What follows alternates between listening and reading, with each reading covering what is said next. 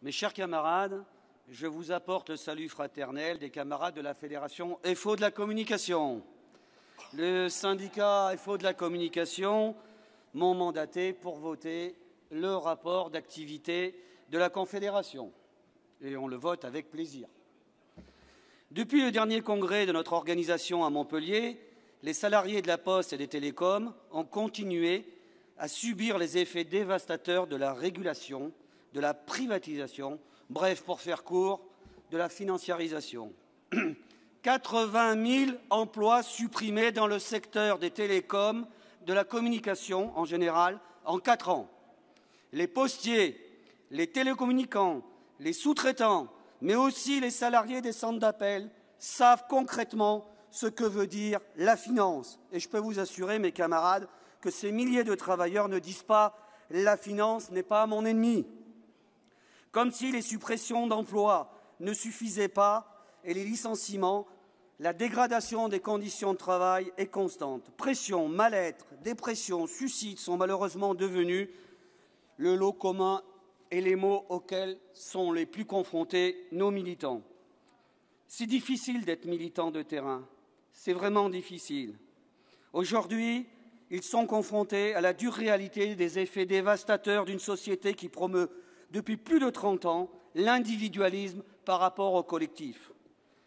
Le chômage de masse et la précarisation ont installé insidieusement au fil des années la peur dans l'esprit des travailleurs qui pensent plus malheureusement à sauver leur peau individuellement que de se défendre collectivement.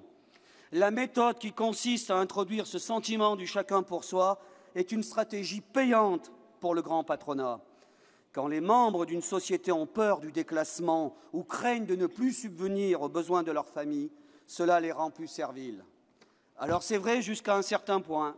L'histoire nous montre que les peuples un jour se réveillent et se révoltent contre ceux qui ont créé des ordres qu'ils croyaient immuables. Les Grecs nous en font aujourd'hui la démonstration. Aujourd'hui, l'ordre qui règne sur la majorité du monde est le capitalisme financier, non plus le capitalisme de production qui jadis créait au moins de la valeur dans l'économie réelle. Aujourd'hui, l'argent fait de l'argent au moyen de systèmes très complexes de spéculation. Jamais il n'y a eu tant d'argent en circulation. Apple possède 153 milliards de dollars de trésorerie, autant que la réserve de change fédérale des États-Unis. Les multinationales sont aujourd'hui plus puissantes que les États. Le Luxembourg, qui fait partie du noyau dur de la construction européenne, héberge fiscalement à des taux extrêmement bas les plus importantes d'entre elles. Après, on s'étonnera que les peuples se détournent de cette Europe qui est devenue synonyme de décroissance, de chômage et de précarité. Mes camarades, les services publics de notre République n'ont pas été épargnés par cette idéologie. Nos patrons ne sont plus ces hauts fonctionnaires nommés par De Gaulle après la Libération qui avaient tous pour objectif la construction ou la reconstruction de l'État. Où sont ces hauts fonctionnaires qui ont construit ou reconstruit l'EDF, la SNCF, Renault, le CEA, la SNECMA? Ils avaient tous été résistants et leur salaire n'excédait pas 15 fois les salaires d'un ouvrier qualifié. Aujourd'hui, ce sont les banquiers, les hommes d'affaires, les copains de promo de l'ENA qui ont préempté les présidences des entreprises publiques. Ce sont les nouveaux rois du monde. Ils se votent des augmentations de salaire indécentes. Par exemple, les dirigeants de la Poste se sont votés en 2012 une augmentation de 26% de leur rémunération. Quelques mois après, cela ne leur posait aucun problème de nous expliquer que le gel du point d'indice et la modération salariale étaient plus que salutaires pour la survie de l'entreprise. La survie de la Poste est moins dépendante de la modération salariale que de l'absence de stratégie de son actionnaire unique, l'État. La question que l'on doit se poser pour la Poste, mais aussi pour beaucoup d'autres services publics, est toute simple. Que fait l'État? Où est l'État? La Poste est dans une situation critique. Son déclin est malheureusement inscrit dans la révolution numérique. Le courrier chute d'année en année à une vitesse vertigineuse. On n'y peut rien, c'est le progrès. Mais si rien n'est fait, écoutez bien, d'ici 2025, c'est-à-dire dans moins de 10 ans, le métier de facteur aura disparu et plein d'autres emplois auront disparu à la Poste. On parle minimum, en moins de 10 ans, de 100 000 emplois. Alors, Si cela n'était pas suffisant, voilà qu'on nous sort l'affaire du permis de conduire, quoi. Voilà. Comme si les postiers faisant passer le permis de conduire allaient sauver la Poste. Alors notre position est claire. Le permis de conduire doit rester aux inspecteurs du permis de conduire. C'est bon? Voilà. Demain, ils vous sortiront n'importe quoi. Ils vous sortiront que les jardiniers de la ville de Paris pourront aussi faire passer le permis de chasse. Alors, pour cela, il faut un État gérant et non plus, depuis 30 ans, un État garant qui délègue à des entreprises privées ses missions régaliennes. Lorsqu'on regarde la distribution des colis qui a été complètement ouverte à la concurrence, qu'est-ce qu'on observe, mes camarades? Eh bien, on constate une myriade de petits transporteurs qui font des semaines de 50 heures et plus pour à peine le SMIC. Sans compter, comme en Île-de-France, l'apparition de filières clandestines qui exploitent des immigrés sans couverture sociale. Voilà la réalité de la privatisation. La privatisation des services publics, surtout ceux qui ne sont pas à grande valeur ajoutée, entraîne la précarité. Ils ont presque gagné les Pascal Lamy et consorts qui déclaraient « plutôt un boulot à 800 € que pas de boulot du tout ». Ce bon soi-disant, je mets soi-disant, socialiste qui est émargé à 376 000 € par mois à la tête de l'OMC devrait monter l'exemple, à savoir faire l'expérience de vivre un an avec 800 € par mois.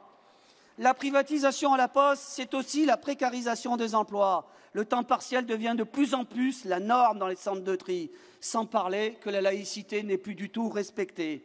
Ce qui compte pour les dirigeants de la Poste, qui se sont succédés depuis la loi Kiles, qui a transformé le statut de la Poste, ce n'est plus le service public, mais bien le bilan et le résultat d'exploitation. Lorsque ces hauts fonctionnaires qui avaient été élevés à la mamelle du service public de l'État ont été remplacés par des banquiers, il ne faut pas s'étonner du résultat. Même notre ministre des Finances est un banquier. Et quand un banquier rencontre un autre banquier, comme le président de la Poste, qu'est-ce qu'il se raconte? Des histoires de banquiers, ils se comportent comme des banquiers. Depuis des années, mes camarades, nous vous le répétons, la Poste et les télécoms ont été les précurseurs de ce mouvement. Et si l'on ne résiste pas, nous, à FO, tous les services publics passeront sur le joug de la privatisation et de la finance. Ces dogmatiques et idolâtres de l'ultralibéralisme s'attaquent aujourd'hui à la santé, à la Sécu. La Sécu est en cours de privatisation au travers des mutuelles que nous avons nous-mêmes souvent fondées. Oui, à FO, nous revendiquons une plus juste répartition des richesses au service du plus grand nombre. Seul un État responsable, et non pas les marchés, peuvent réguler l'économie. Faisons attention aussi, mes camarades, au discours. Jacques, s'il te plaît. Ouais. Arrive à la... C'est bon. Non. Alors, à la Poste comme aux télécoms, nous avons gagné 2 fois de suite les élections professionnelles. Nous avons engrangé plus de 3,5 points. Ce n'est pas le fruit du hasard, c'est la conséquence de notre résistance, de nos luttes et la justesse de nos revendications. Nous avons su opposer un rapport de force, mais c'est aussi la conséquence d'une prise de conscience collective dans la fédération que l'on devait se développer, c'est-à-dire être plus présent sur le terrain. Nous sommes tous mobilisés sur le développement. Jacques. Tout y est passé dans la joie et la bonne humeur. Je finis. Allez, mes camarades, notre orientation est bonne. Tu ne vas pas me couper là. Notre orientation est bonne. Il faut donc le faire savoir. Et pour cela, il faut se développer. Les incantations et les mantras lancés du haut de nos tribunes ne nous font plaisir qu'à nous-mêmes. Le congrès, ce congrès doit être le congrès de la conquête, le congrès du combat, le congrès qui mobilise nos militants pour être sur le terrain, aux côtés des salariés qui en ont bien besoin. 5 secondes. Mes camarades, ne laissons pas la place à ceux qui accompagnent la régression. Ils rêvent de nous faire disparaître.